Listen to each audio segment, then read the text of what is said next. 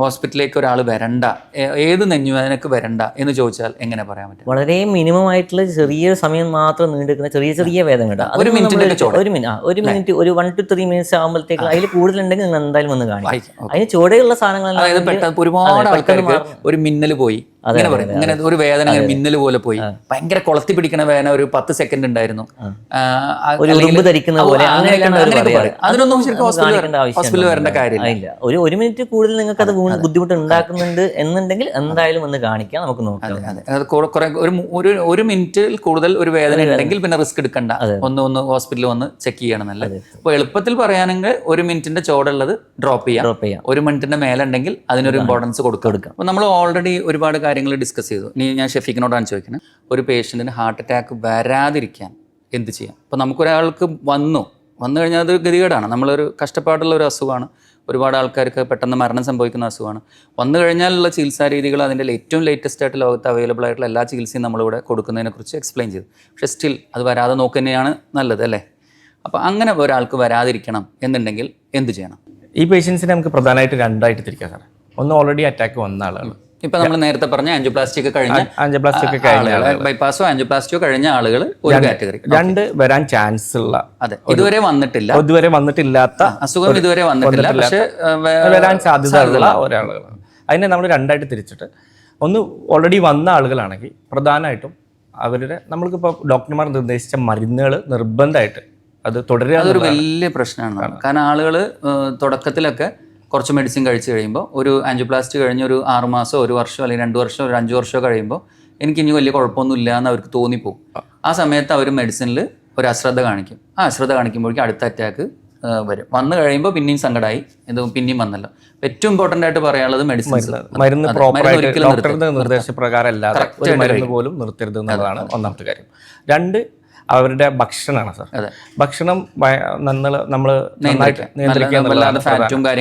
ഭക്ഷണങ്ങൾ നിയന്ത്രിക്കുക എന്നുള്ളതാണ്. 3 നമ്മളുടെ പമ്പിങ്ങിനനുസരിച്ചുള്ള നമ്മളെ എക്സസൈസുകളാണ്. അതായത് പമ്പിങ് കുറഞ്ഞ ആളുകൾക്ക് നമ്മൾ എക്സസൈസുകളിൽ ചെറിയ നിയന്ത്രണങ്ങൾ കൊടുക്കുകയും, അതായത് പമ്പിങ് അത്യാവശ്യമുള്ള ആളുകൾക്ക് സാധാരണ പറയുകയാണെങ്കിൽ ഒരു ½ an hour സ്പീഡിൽ നടക്കുന്ന ഒരു എക്സസൈസ് ആണ് നമ്മൾ എല്ലാവരോടും പറയണത്. അതിന്റെ കൂട്ടത്തിൽ നമ്മൾ എപ്പോഴും പറയുന്ന ഒരു കാര്യം, കളിക്കാൻ പോകരുത്. ഈ ബാഡ്മിൻ്റൺ, ഫുട്ബോൾ ഇങ്ങനത്തെ കാര്യങ്ങളിൽ നല്ലതല്ല. കാരണം വെച്ചാൽ എക്സസൈസ് ചെയ്യുന്ന സമയത്ത് നമുക്ക് വേണ്ടത് ഹാർട്ട് റേറ്റ് കൂടുമ്പോൾ ഒരു പരിധി വിട്ട് കൂടാൻ പാടില്ല. ഇപ്പോൾ നമ്മൾ റെഗുലറായിട്ട് എക്സസൈസ് ചെയ്യുന്ന സമയത്ത് ഒരു 130 സ്പീഡ് വെച്ച്, അതുപോലെ വാച്ചൊക്കെ ഉണ്ടെങ്കിൽ നമുക്കൊരു ഹാർട്ട് റേറ്റ് ഒരു 130 ആണെങ്കിൽ സേഫാണ്. പെട്ടെന്ന് ഷട്ടിലൊക്കെ കളിക്കുമ്പോൾ എന്താണെന്ന് വെച്ചാൽ ഹാർട്ട് റേറ്റ് ഒറ്റയടിക്ക് 180, 190 പോകും. അതിലൊരു പ്രശ്നം എന്താണെന്ന് വെച്ചാൽ നമ്മൾ ഉദ്ദേശിക്കുന്ന സ്പീഡിലല്ല നമുക്ക് കളിക്കാം. അപ്പോൾ നമ്മൾ നടക്കാൻ പോകുമ്പോൾ നമുക്ക് സ്പീഡ് കൺട്രോൾ ചെയ്യാം. മറ്റേ ഷട്ടിൽ കളിക്കുമ്പോൾ മറ്റാൾ ഭയങ്കര സ്പീഡിൽ അടിച്ചാൽ നമ്മളും അതേ സ്പീഡാകുമ്പോൾ ഹാർട്ട് റേറ്റ് കയറിപ്പോവും. അപ്പോൾ അപകടം വരാനുള്ള ചാൻസ് കൂടുതലാണ്. അപ്പോൾ പൊതുവേ നമ്മൾ കൺട്രോൾഡ് എക്സസൈസ്, അതായത് നമ്മൾക്ക് കൺട്രോളുള്ള എക്സസൈസുകളിലാണ് ഫോക്കസ് കൊടുക്കണേ. അൺകൺട്രോൾഡ് എക്സസൈസ് ആയിട്ടുള്ള സ്പോർട്സിന് നമ്മൾ വല്ലാണ്ട് പ്രാധാന്യം കൊടുക്കുന്നില്ല. ഓക്കെ, പിന്നെ ഇനി വരാത്ത ആളുകളിലുള്ള കഥകൾ, നമ്മളെ പേഷ്യൻസിന് കോമോർബിഡിറ്റി എന്ന് പറയും നമ്മൾ സാധാരണ, അതായിട്ടുള്ള ഷുഗർ, ഡയബറ്റീസ് ഉള്ള, പ്രമേഹമുള്ള രോഗികൾ, 2 ഹൈപ്പർ ടെൻഷൻ. പ്രമേഹമുള്ള രോഗി ഇപ്പോൾ അത് കേൾക്കുന്നുണ്ടാവും. അവരെന്ത് ചെയ്യണം? അവരുടെ ഒരു ക്രൈറ്റീരിയ എനിക്ക് തോന്നുന്നത് HbA1c ഒരു ക്രൈറ്റീരിയ ആക്കി വെക്കാം. അതെ, HbA1c വാല്യൂ പറയുകയാണെങ്കിൽ 7ന്റെ താഴെ നമ്മൾ 3 മാസത്തെ ആവറേജ് ഷുഗർ HbA1c എടുത്താൽ 7ന്റെ ചോടെ ആയിരിക്കണം എന്നുള്ളത് നിർബന്ധമാണ്.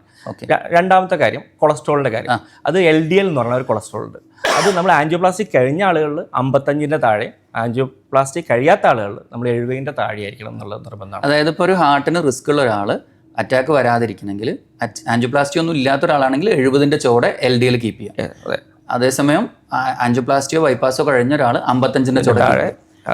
നോർമലി 130 എഴുതിയിട്ടുണ്ടാവും. ഇത് സ്ഥിരമായിട്ട് സംഭവിക്കുന്ന പ്രശ്നം എന്ന് വെച്ചാൽ ലാബിൽ 130 ഇപ്പുറത്ത് എഴുതിയത് കണ്ടിട്ട് കൊളസ്ട്രോൾ കുറവാണെന്ന് പറഞ്ഞ മെഡിസിൻ നിർത്തി വരുന്ന ആളുകളുണ്ട്. അത് വരരുത്, അതല്ലേ ഉദ്ദേശിക്കുന്നത്? ഓക്കെ, പിന്നെ നമുക്ക് എന്ത് ചെയ്യണം? പിന്നെ പ്രഷറുള്ള ഹൈപ്പർ ടെൻഷൻ കൺട്രോളാണ്. കറക്റ്റ് മെഡിസിൻസ് കഴിച്ച് ഹൈപ്പർ ടെൻഷൻ കൺട്രോളാണ്. ഏറ്റവും ഇമ്പോർട്ടൻ്റ് ആയിട്ടുള്ള വേറൊരു കാര്യം കൂടെ ഉണ്ട്, ഫാമിലി ഹിസ്റ്ററി. അതായത് ഫാമിലി ഹിസ്റ്ററി ഉള്ള ഒരു സ്ക്രീനിങ്. അതായത് പാരമ്പര്യം. ഇപ്പോൾ ഒരാളുടെ വീട്ടിൽ പാരൻസിന് അറ്റാക്ക് വന്നു, അല്ലെങ്കിൽ ബ്രദറിന് അറ്റാക്ക് വന്നു, അമ്മാവന്മാർക്ക് അറ്റാക്ക് ഉണ്ട്, അല്ലെങ്കിൽ ഫാദറിന്റെ ബ്രദറിന് അറ്റാക്ക് ഉണ്ട്, അങ്ങനെയുള്ള ആൾക്കാർ റിസ്ക് കൂടുതലാണ്. അപ്പോൾ അവർ ആദ്യത്തെ അറ്റാക്ക് അടിക്കാൻ കാത്തിക്കേണ്ട ആവശ്യമില്ല, അതിന് മുമ്പ് തന്നെ അവർക്ക് സ്ക്രീനിങ് ചെയ്ത്. അതെ, അതിപ്പോൾ നല്ല ഹൈ റിസ്ക് ഒക്കെ ആണെങ്കിൽ ശരിക്കും തോന്നുന്നു CT ആൻജിയോഗ്രാം ഒക്കെ ആയിരിക്കും കുറച്ചും കൂടി നല്ലതാണ്. കാരണം TMTയിൽ എല്ലാ ബ്ലോക്കും കിട്ടിക്കോളണം. അപ്പോൾ CT ആൻജിയോഗ്രാം പോലത്തെ ഒരു സ്ക്രീനിങ് നടത്താം. അപ്പോൾ ഇങ്ങനെ നമ്മൾ ചെയ്യുകയാണെങ്കിൽ ഇപ്പോൾ നമ്മൾ റെഗുലർ എക്സസൈസ് ചെയ്യുന്നു, ഫുഡ് കൺട്രോൾ ചെയ്യുന്നു, നമ്മളെ ഷുഗർ, പ്രഷർ, കൊളസ്ട്രോൾ ഒക്കെ കൺട്രോൾ ചെയ്യുന്നു. റിസ്ക് കൂടുതലുള്ള ആളുകൾ നേരത്തെ തന്നെ CT ആൻജിയോഗ്രാം കണ്ടെത്തി ബ്ലോക്ക് ഉണ്ടോ എന്ന് കണ്ടെത്തി അതിനനുസരിച്ച് മെഡിസിൻ കഴിക്കുകയാണെങ്കിൽ ഒരുപാട് ഹാർട്ട് അറ്റാക്കുകളും അതുപോലെ സഡൻ ഡെത്തുകളും നമുക്ക് പ്രിവെൻറ്റ് ചെയ്യാൻ പറ്റും. Okay, thank you. ഇന്ന് നമ്മൾ ലോകത്ത് ഏറ്റവും കൂടുതൽ ആൾക്കാർ മരണപ്പെടുന്ന അസുഖം എന്ന് പറഞ്ഞാൽ ഹാർട്ട് അറ്റാക്കുകളാണ്.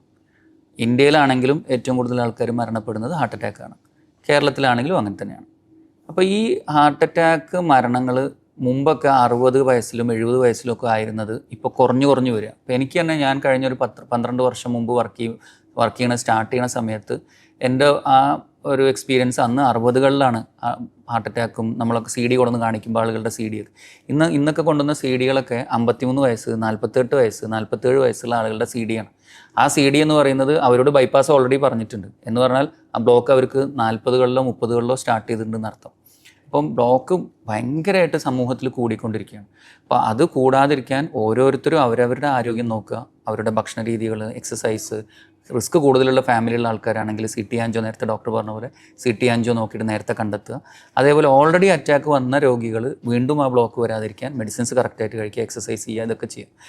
ഇനി നിങ്ങൾക്ക് ഇങ്ങനെയൊക്കെ ചെയ്തു, നിങ്ങളിങ്ങനെയൊക്കെ ശ്രദ്ധിച്ചിട്ടും ബ്ലോക്ക് വന്നു പോയെങ്കിൽ നിങ്ങൾ അതിനെക്കുറിച്ച് വല്ലാതെ ടെൻഷൻ അടിക്കേണ്ട ആവശ്യമില്ല. ഒരുപാട് ടെക്നോളജികളുണ്ട്. ആ ടെക്നോളജീനെ കുറിച്ചാണ് നമ്മൾ ഇത്രയും നേരം എക്സ്പ്ലെയിൻ ചെയ്തിട്ടുള്ളത്. അപ്പം ഒരു ആളുകൾക്ക് ഒരു സമാധാനം കൊടുക്കുന്ന ഒരു വീഡിയോ ചെയ്യണമെന്നാണ് ഞങ്ങൾ ഉദ്ദേശിച്ചത്. ഈ ഒരു വീഡിയോയിലൂടെ ഇന്ന് കേരളത്തിൽ അവൈലബിൾ ആയിട്ടുള്ള അന്താരാഷ്ട്ര നിലവാരത്തിലുള്ള ചികിത്സകളെക്കുറിച്ചാണ് നമ്മൾ ചർച്ച ചെയ്തിട്ടുള്ളത്. ഈ അറിവ് നിങ്ങൾക്ക് എല്ലാവർക്കും ഉപകാരപ്പെടും എന്ന് വിചാരിക്കുന്നു. നന്ദി, നമസ്കാരം.